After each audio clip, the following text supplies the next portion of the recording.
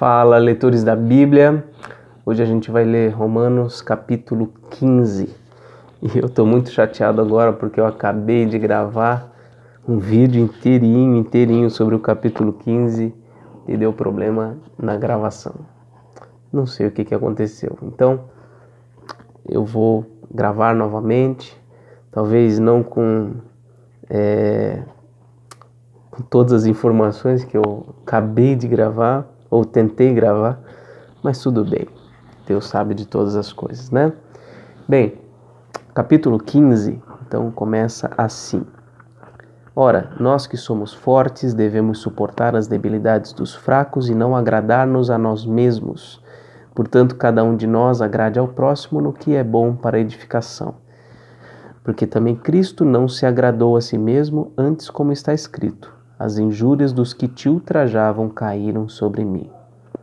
Pois tudo quanto outrora foi escrito para o nosso ensino foi escrito, a fim de que pela paciência e pela consolação das Escrituras tenhamos esperança. É importante, antes da gente continuar, a gente entender o seguinte. A gente entender que talvez Paulo esteja aqui se dirigindo de forma especial aos judeus que consideram os gentios talvez imaturos na fé. Então, e ele aqui está dando várias recomendações sobre suportar as debilidades, sobre procurar acolher os imaturos, poder ser misericordioso com eles, pacientes com eles. Então é isso que ele está colocando aqui, né? Assim como Cristo não procurou agradar-se a si mesmo, mas procurou agradar a outros, se esforçou pelo bem dos outros, assim também nós devemos ser para com todos, né? E ele segue dizendo no versículo 5: Ora, o Deus da paciência e da consolação vos conceda o mesmo sentir de uns para com os outros, segundo Cristo Jesus, para que concordemente e a uma voz glorifiqueis ao Deus e Pai de nosso Senhor Jesus Cristo. Portanto, acolhei-vos uns aos outros, como também Cristo nos acolheu para a glória de Deus.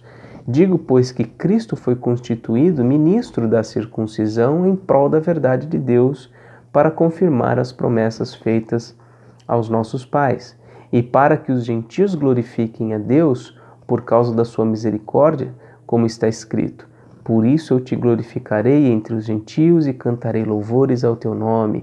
E também diz: Alegrai-vos, ó gentios, com o seu povo. E ainda: Louvai ao Senhor, vós todos os gentios, e todos os povos o louvem.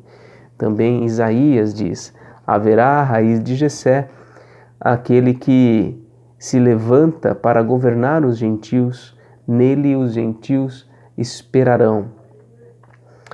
E o Deus da esperança vos encha de todo o gozo e paz no vosso crer, para que sejais ricos de esperança no poder do Espírito Santo. Paulo, ele mistura aqui uma série de orientações com um conteúdo profundamente teológico. Ele está dizendo que os crentes mais maduros devem acolher os novos convertidos, os crentes imaturos ainda, e devem fazer isto por quê?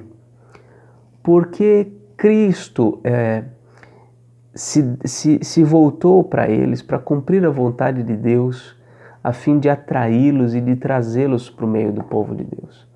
E aqui ele, do versículo 9 ao 12, ele faz uma série de citações do Antigo Testamento que mostram claramente o propósito de Deus em trazer para perto de si, trazer para o meio do seu povo pessoas que não eram israelitas, né? Os gentios. Isso deveria e deve sempre trazer alegria à igreja, né? Se olharmos para o nosso contexto hoje, há muitas pessoas que já são cristãs há muitos anos, né?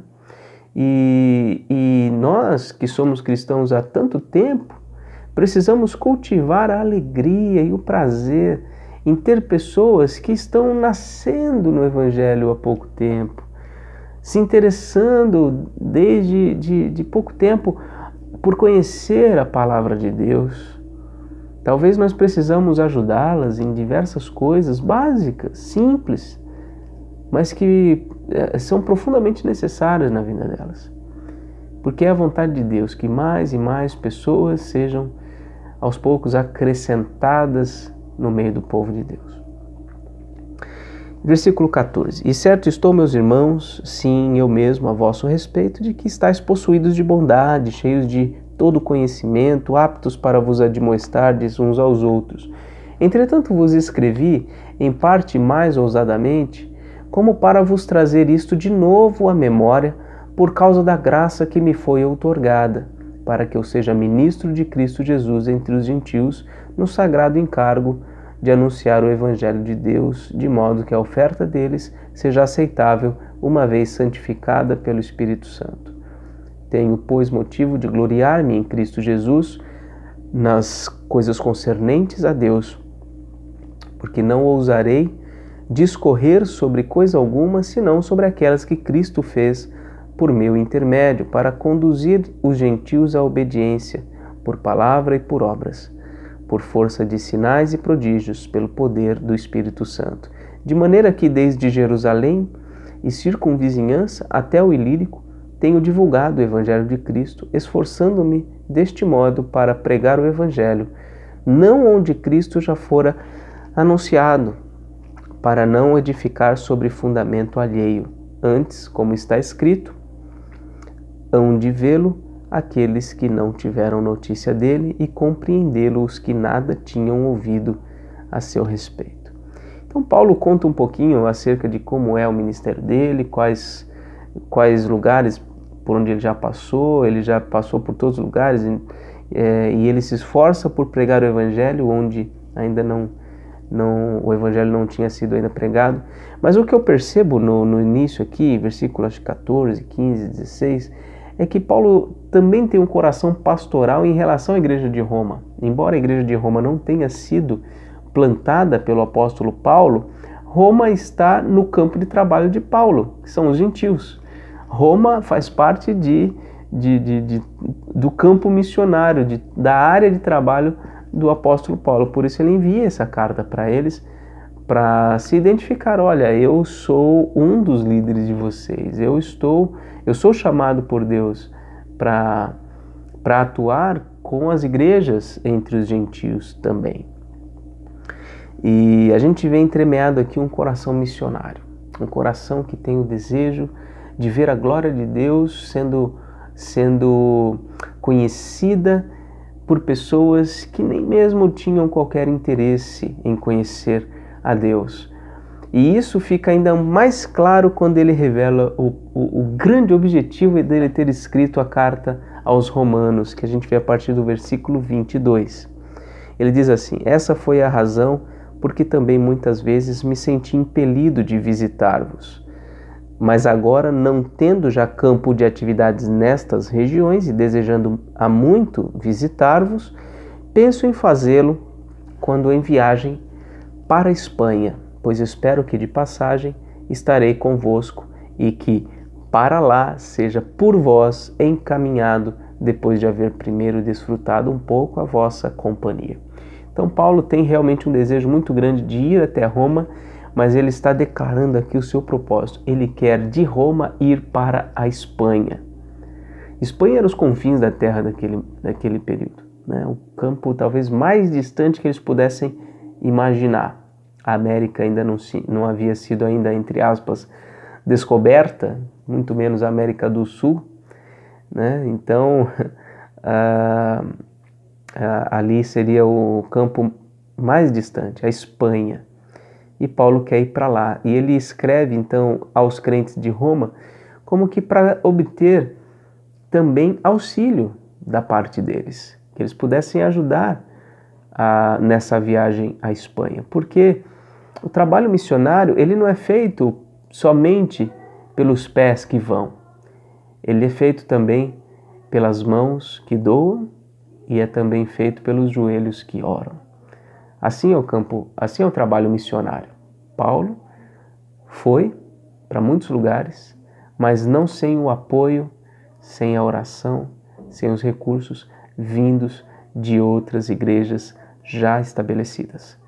Então, esse é o propósito de Paulo.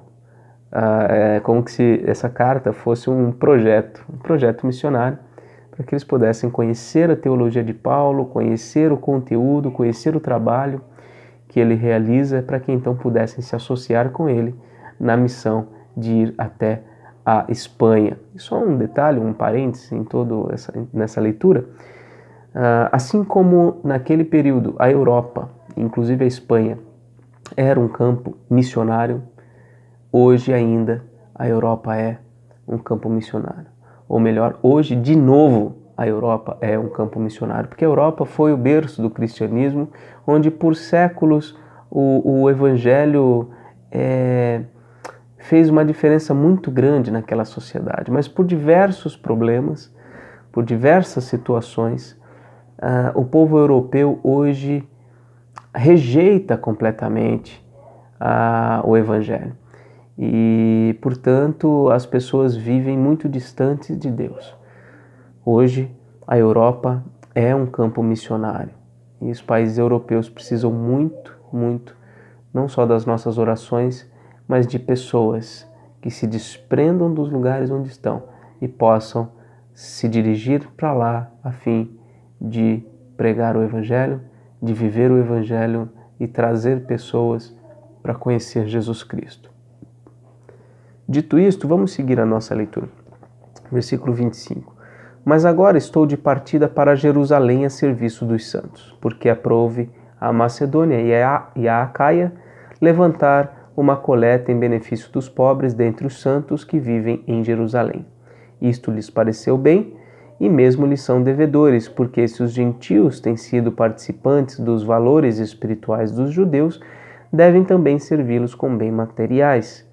Tendo, pois, concluído isto, e havendo-lhes consignado este fruto, passando por vós, irei à Espanha. E bem sei que, ao visitar-vos, irei na plenitude da bênção de Cristo. Então, o apóstolo Paulo aqui está dizendo que ele, na verdade, neste momento não está indo para Roma, mas ele está indo para Jerusalém, levando recursos financeiros recolhidos nas igrejas da Macedônia e da Acaia.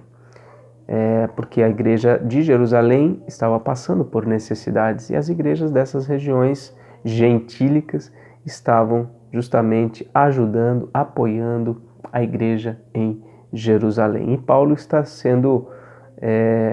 levando esses recursos para lá. E então a pretensão dele é que de lá ele pudesse ir até Roma para conhecer a igreja, para conhecer os irmãos, passar um tempo com eles e depois ir para a Espanha. O que, na verdade, provavelmente não aconteceu. Paulo indo para Jerusalém, lá ele foi preso, teve toda aquela celeuma que a gente leu no livro de Atos, e ele é preso em Roma, ele chega até Roma, né?